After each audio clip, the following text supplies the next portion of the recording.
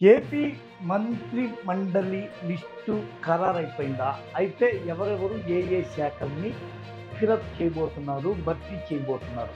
చూస్తే స్టార్టింగు ఇది అసలు ఎవరు దానిలో ఏ దాపరికం లేదు, రహస్యం లేదు. Nara Chandrababu Naidu AP CM. ఇది ప్రపంచమంతా తెలుసు. రెండోది పవన్ కళ్యాణ్ ఉప ముఖ్యమంత్రి, హోంమంత్రిగా ఆయన ప్రమోట్ అవ్వబోతున్నాడు. తొలిసారికి ఆయన చేతికి హోంశాఖ రాబోతుందని ఒక సమాచారం. అయితే ఇక్కడ హోంశాఖని రామ్మోహన్ నాయుడు ఓసారి అచ్చెన్నాయుడికి ఇచ్చి చూడండి, ఏం జరుగుతుందో చూడండి అని లోకేష్‌కో ఎవరికో సజెస్ట్ చేసినట్టుగా భారీ ఎత్తున అప్పట్లో ట్రోలింగు వైరల్ అయింది. ఇది పక్కన పెడితే ఇప్పుడు పవన్ కళ్యాణ్ హోంశాఖ తీసుకున్న తర్వాత నారా లోకేష్ మున్సిపల్ ఐటీ శాఖను తీసుకోబోతున్నాడని, అచ్చెన్నాయుడు ఆర్థిక శాఖను నిర్వహించబోతున్నాడని, చినరాజప్ప రెవెన్యూ తీసుకోబోతున్నాడని, గోరంట్ల బుచ్చయ్య చౌదరి పౌర సరఫరాలు గతంలో పాపం ఆయనకి చాలా తీరని అన్యాయం జరిగింది. ఆయన కూడా మొన్న మహావంశీ మాట్లాడుతూ ఆయన లాస్ట్ ఎన్నికలకి ఎనిమిదోసారో ఎన్నోసారో ఆయన పాపం 40 ఏళ్ళుగా ఈ రాజకీయాలు చేస్తుంటే ఆయనకి పాపం ఈ మధ్య కాలంలో తగిన మర్యాద గౌరవం లేకపోవడం, ఆయన కూడా రచ్చకెక్కడం, ఈ విధంగా బయట వాళ్ళని తీసుకొచ్చి వాళ్ళకి వాల్యూ ఇవ్వడం వల్ల రేపు ఏముంటుంది పార్టీ విలువ అన్న కోణంలో ఆయన మాట్లాడడం అవంతా అప్పట్లో బాగా చర్చనీయాంశమయ్యాయి. ఇకపోతే పితాని సత్యనారాయణ బీసీ సంక్షేమం, బోండా ఉమా ఇది రెండోసారి ఆయన ఎమ్మెల్యే కావడం, పోయినసారి పాపం త్రుటిలో దక్కింది ఆయన ఎమ్మెల్యే కావడం, ఈసారి ఏకంగా ఆయన రవాణా శాఖ తీసుకోబోతున్నాడని, రవాణా చేయకున్న రిలేషన్లు, కొన్ని వ్యవహారాలు అంతర్గతంగా ఉన్న విషయాలు వేరు. లేకపోతే ఆనం రామనారాయణ రెడ్డి మొన్న ఇరిగేషన్ సంబంధించి ప్రాజెక్టులు ఎలా జరుగుతున్నాయనే దాని మీద చాలా భారీ ఎత్తున అదే అంటే దాని గురించి ఫీల్ అవుతూ మాట్లాడిన మాటలు కూడా బాగా తెలిసింది. ఆయన ఏకంగా ఆర్థిక శాఖను కూడా నిర్వహించి నెంబర్ 2 పొజిషన్ శాఖను కూడా చేసిన అనుభవజ్ఞుడు ఆయన. నెల్లూరుకు సంబంధించి ఆనం రామనారాయణ రెడ్డి. ఇకపోతే నెల్లూరులోని సోమిరెడ్డి చంద్రమోహన్ రెడ్డి అదేందో ఎప్పటి నుంచో ఆయనకి ఎమ్మెల్యే గెలకపోయినా 2014, 19లో వ్యవసాయ శాఖ చేశాడు. ఇప్పుడు కూడా ఆయన వ్యవసాయ శాఖ చేస్తున్నాడు. నెల్లూరు అంటేనే ఊరు అంటే వడ్ల ఊరు అని.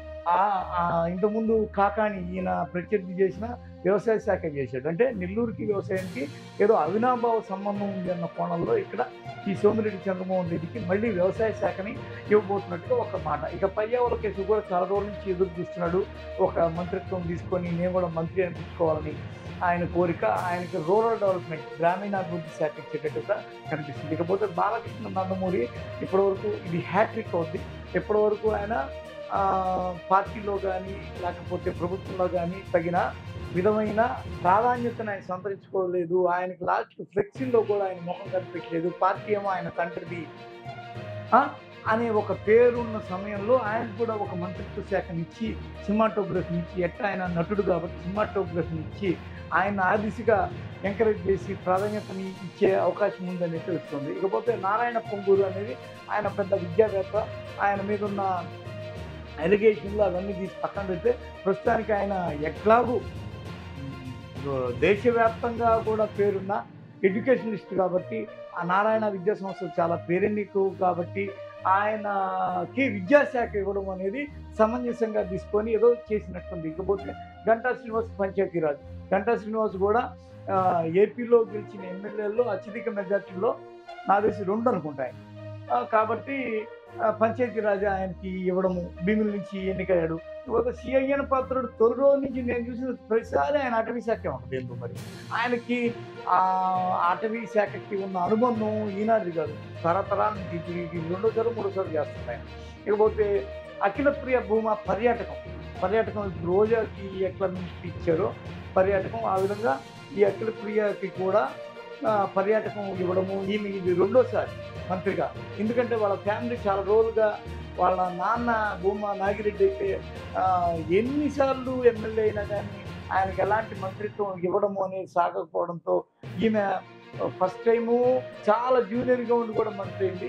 ఇప్పుడు మళ్ళీ సెకండ్ టైం కూడా ఆమె ఒక మంత్రిత్వంలోకి ఆటోమేటిక్గా వచ్చే అవకాశాలు ఎక్కువ ఉన్నాయని చెప్తుంది. ఇకపోతే ఫరూక్ అంటే ఒక మైనార్టీ శాఖ ఎప్పుడు ఉంటుంది, ఒక మైనార్టీ ఎమ్మెల్యే అందుకోసం సిద్ధంగా ఉంటాడు అనేది ఒక ఇది. ఇక Nadella Manohar Janasena political affairs committee chief ఆయన ఆయన పరిశ్రమల శాఖ ఆయనకి ఇచ్చే అవకాశం ఉందని తెలుస్తుంది.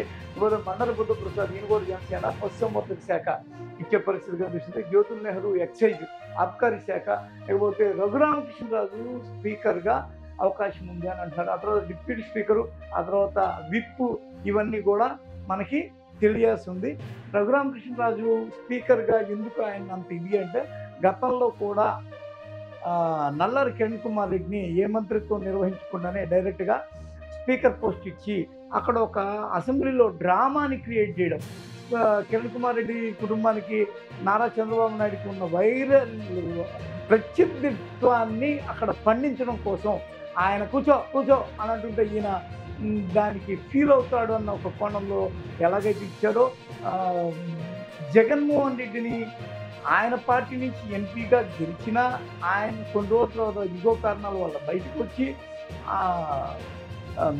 జగన్మోహన్ రెడ్డిని చాలా దారుణంగా తిట్టి లాస్ట్కి జైలు పాలయ్యి దెబ్బలు కూడా తిన్నారన్న పేరున్న రఘురామకృష్ణరాజు ఈరోజు స్పీకర్ కావడం వల్ల దాని యొక్క డ్రామానే వేరే రక్తి కొడుతుంది అన్న కోణంలో ఒక ఆలోచన రావడం, తద్వారా ఆయన స్పీకర్ పోస్ట్కి అపాయింట్ చేస్తారేమో అన్న ఒక లిస్ట్ అయితే లీక్ అయింది.